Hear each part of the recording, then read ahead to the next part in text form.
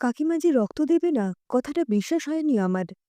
কাকুর জন্য কাকিমা নিজের জীবন দিতে পারে, অথচ অপারেশনের পর যখন রক্তের দরকার, তখন কাকিমা। আমার কাকু ও কাকিমা সিকিমের রঙ্গিতনগরে থাকে।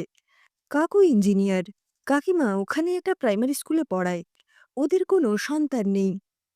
তবে দুজনের প্রেম দেখলে অনেক নবীন প্রেমিক প্রেমিকা লজ্জা পাবে। প্রায় ৫০-এর কোঠায় কাকিমা আর কাকু যেন এখনো সদ্য যুবক যুবতী। এভারগ্রিন কাপল বোধহয় এদের বলে। প্রিয়া আমায় বলেছিল, যখন কোনো দম্পতির সন্তান হয় না, তাতে দুজনের দুজনের প্রতি ভালোবাসা আকর্ষণ বেড়ে যায়। হারিয়ে ফেলার ভয় থেকে এক অন্যরকম অধিকারবোধ জন্মায়। প্রিয়া সাইকোলজির ছাত্রী, ও এসব ভালো বুঝবে।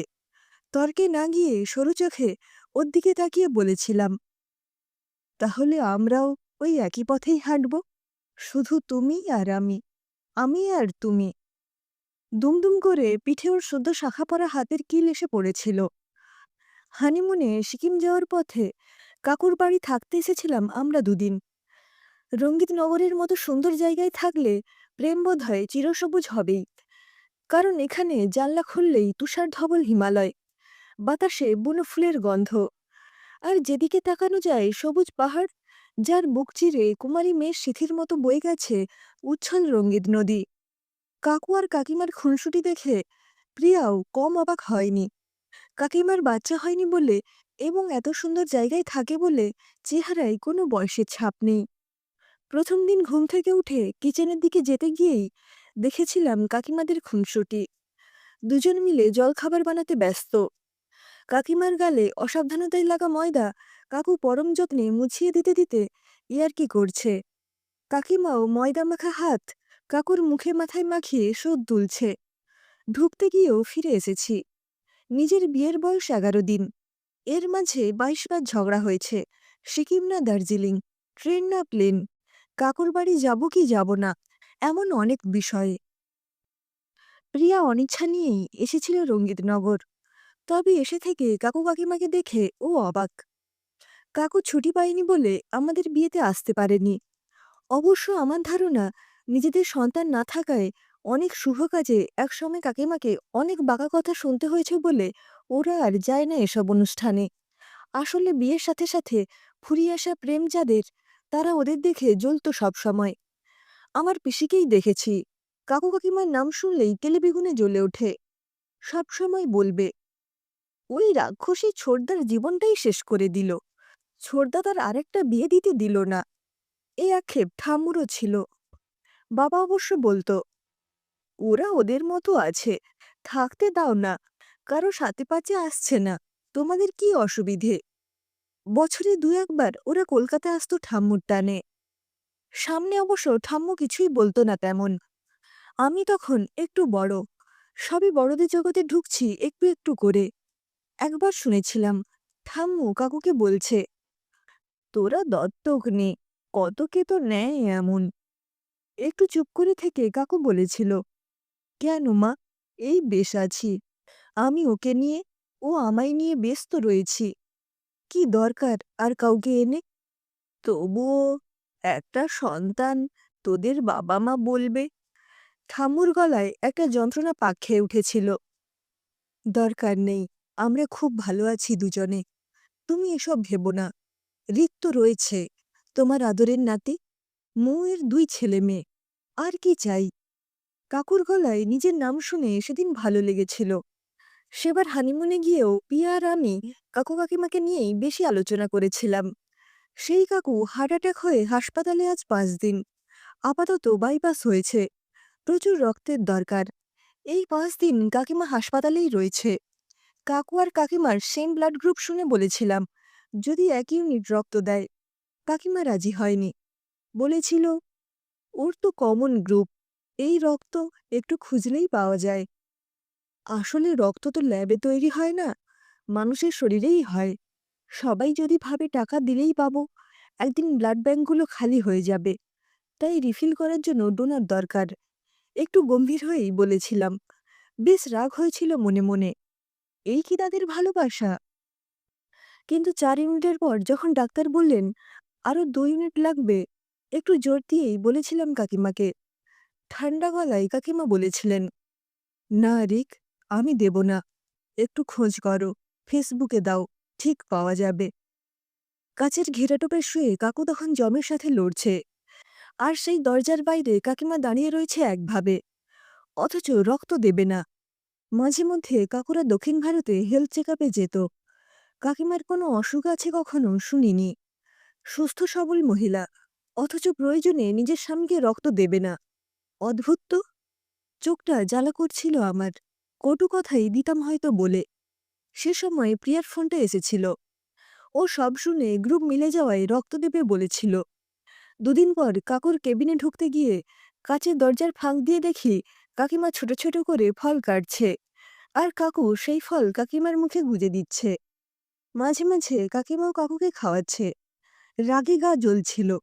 এই মহিলা 1 ইউনিট ব্লাড দেয়নি নিজের স্বামীকে, অথচ কাকুর যত্নের নামে বসে বসে ফল খাচ্ছে। রিক, এসো। হঠাৎ আমাকে দেখতে পেয়ে অপ্রস্তুত হয়ে যায় কাকিমা। আয় আয়, তোদের খুব অসুবিধায় ফেলেছি আমরা। কাকুর গলায় কুণ্ঠা। অসুবিধের কি আছে? কাকিমা তো বাড়িও যায় না, এখানেই রয়ে গেছে। কেমন আছো আজ? আমি কাকুকে দুঃখ দিতে চাই না। বাবা মা নেই কয়েক বছর। কাকুই একমাত্র অভিভাবক এখন। একটু ভালো, সব ঠিক থাকলে পরশু ছুটি হবে। তোর কাকিমা আমার সাথে থাকছে, কারণ ওর মতো করে আমার খেয়াল আর কেউ রাখবে না। দেখ না, এই কদিনে নিজের চেহারা কি করেছে। কাকু কাকিমার মুখের সামনে এসে পড়া চুল আলগোছে সরিয়ে দেয়। পরম নির্ভরতা ওই 2 চোখে। ফলের রস নিয়ে এসেছিল প্যান্ট্রি থেকে। ছেলেটা চলে যেতেই কাকু কাকিমাকে বলে, রসটা তুমি খাবে কিন্তু, সকাল থেকে না খেয়ে। ওটা বোধহয় তোমার বেশি দরকার কাকু। একটু রেগে গিয়ে বলে ফেলি, তোমার রক্তের প্রয়োজন বেশি এই মুহূর্তে। কাকিমা লজ্জা পেয়ে সরে যায় ওপাশে। কাকু আমার দিকে তাকিয়ে কাকিমাকে বলে, এটা তুমিই খাবে। ও তো ঠিক বলছে, তুমি খেয়ে নাও, আমি বাইরে কিছু খেয়ে আসব। কাকিমার গলায় লজ্জা। না, এটাই খাবে। দরকার হলে আমি আর একটা আনাবো। কাকু বেশ জোর দিয়ে বলে ওঠে, আমি একটু ডাক্তারের সাথে দেখা করে আসি। রিক বসুক তোমার কাছে। না, এটা খাও আগে। কাকিমার হাত টেনে ধরে কাকু। অন্য হাতে ফলের রসের গ্লাস। ছলকে পড়ে কমলা রঙের তরল। করো বলছি। ছোট বাচ্চাদের মতো জেদ করে কাকু। একটু উঁচু করে খেয়ে কাকিমা গ্লাসটা নামিয়ে দেয়। বলে, এবার তুমি খাও, আমি তো খেলাম। আর একটু। আরও কিছুটা খাইয়ে দেয় কাকু। অসহ্য ন্যাকামি। 50 পার করে এসে এত আদিক্ষেতা ভালো লাগে না। অন্যদিকে চোখ ঘুরিয়ে বললাম, তোমরা বসো, আমি যাচ্ছি ডাক্তারের কাছে। ছুটির পর কাকু কাকিমাকে কয়েকদিনের জন্য বাড়ি এনেছিলাম, কিন্তু আগে যেটাকে ওদের ভালোবাসা মনে হতো, এবার বিরক্তিতে পরিণত হয়েছিল। কিছু কিছু জিনিস বোধহয় একটা বয়সের পর বড্ড দৃষ্টিকটু।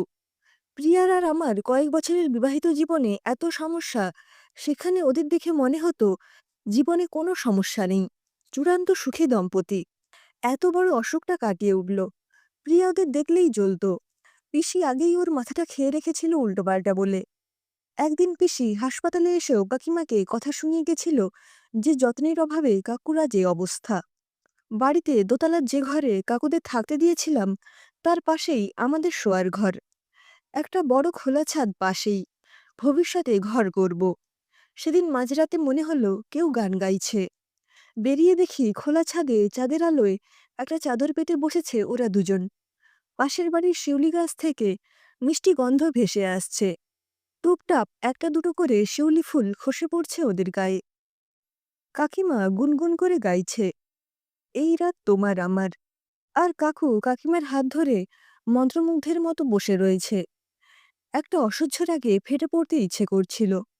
গান শেষে কাকু কাকিমার কপালে একটা চুম্বন এঁকে বলল, ছেড়ে যাবে না বলো, একসাথেই থাকবো আমরা। কাকিমার দু চোখে জল। বলল, পাগল একটা। বেশিক্ষণ দাঁড়াতে পারিনি। তেমন করে যেন চোরের মতো পালিয়ে এসেছিলাম নিজের ঘরে। ঘুমন্ত পিয়ার দিকে তাকিয়ে ভেবেছিলাম, কোথা থেকে আসে এত ভালোবাসা? আমার ৫ বছরের বিবাহিত জীবনে কি তবে সব শেষ? সন্তান এখনো আসেনি আমাদের। তা নিয়ে রোজ ঝগড়া অশান্তি। ডাক্তার বলেছে দুজনেই সুস্থ। আসবে। তবুও অশান্তি। কই, আমাদের তো এমন ইচ্ছে করে না। ফোনটা এসেছিল ওরা রঙ্গিতনগরে ফেরার ১৫ দিন পর। কাকিমা খুব অসুস্থ। শিলিগুড়িতেই ভর্তি করা হয়েছে। কাকুর অপারেশনের ১ মাস কাটেনি। রঙ্গিতনগর থেকে অতটা পথ অ্যাম্বুলেন্সে এসে সেও অসুস্থ। পরদিন আমি সকালের ফ্লাইটে রওনা দিয়েছিলাম। কিন্তু যতক্ষণে আমি হাসপাতালে পৌঁছেছিলাম সব শেষ। কাকিমা নাকি এপ্লাস্টিক অ্যানিমিয়ার পেশেন্ট ছিল। এই এক বিরল অসুখ, যাতে রক্ত তৈরি হয় না। প্রয়োজনে রক্ত দিতে হয় পেশেন্টকে। কাকিমাকেও নাকি রক্ত দিতে হতো মাঝে মধ্যে। বোন ম্যারো ঘটিত এক বিরল রোগ শরীরে নিয়ে শুধু কাকুর ভালোবাসার টানে কাকিমা বেঁচেছিল এতদিন। কাকিমার শেষ নিঃশ্বাসের সাথে সাথেই কাকুর হার্ট অ্যাটাক হয় আবার। না, কাকিমা যে আর নেই কাকুকে জানানো হয়নি তখনও। তার আগেই সে চলে গেছিল সবকিছুর বাইরে। ডাক্তাররা বলেছিল এমন এক রক্তের অসুখ নিয়ে কাকিমা এতদিন বেঁচেছিল, এটাই মিরাকল। আমি ভাবছিলাম কাকু কখনো বলেনি কাকিমার এত বড় অসুখ ছিল। দক্ষিণ ভারত চেক আপে যেত, কিন্তু বলতো নর্মাল চেক আপ। হয়তো তাই ওদের সন্তান আসেনি। কাকুকে তো বিরক্ত হতে দেখিনি কখনো। শেষবারের মতো রঙ্গিতনগর যেতে হয়েছিল আমায়। প্রিয়া আসতে চায়নি। ওর একমাত্র ওয়ারিশ হিসেবে কোয়ার্টার ছাড়তে হবে সব দেখে নিয়ে। ইচ্ছার বিরুদ্ধে গেছিলাম শেষবার। ঘরের সর্বত্র এমনভাবে গোছানো যেন এখনই ফিরে আসবে ওরা। কাকিমার ভালোবাসার ঘর। কাকুর ওষুধ, প্রেসক্রিপশন, ফলের ঝুড়ি, কাকিমার হাতে সাজানো ছোট্ট বাগান। বিক্ষিপ্ত মনে সব গোছগাছ করে ক্লান্ত শরীরে রাতে শুয়েছিলাম বাইরের ঘরে। মাঝরাতে একটা অস্বস্তিতে ঘুম ভেঙে গেল। কাচের জানলা দিয়ে গোলচাঁদ দেখা যাচ্ছে। সামনেই পূর্ণিমা। আলোর বন্যায় ভাসছে পাহাড়। দূরে তুষারধবল গিরিরাজ হাসছে। হঠাৎ মনে হলো বাগানে দুটো স্বচ্ছ অবয়ব বসে আছে পাশাপাশি, কাছাকাছি। আর তাদের ঘিরে ধোয়া ধোয়া কুয়াশা। বন্ধ দরজা খুলে ছুটে বাইরে বেরিয়ে এলাম। ছেঁড়া ছেঁড়া মেঘের ফাঁকে চাঁদের আলো এসে পড়ছে বাগানে। বড় রুদ্রপলাশ গাছের আলো ছায়ার খেলায় হয়তো ভুল দেখেছি। ফিরে এলাম ঘরে। এবার ফিরে পিয়াকে নিয়ে ভালো ডাক্তার দেখাবো। গভীর ঘুমে তলিয়ে যেতে যেতে মনে হলো মৃদু গলায় কেউ গান গাইছে। এই রাত তোমার আমার।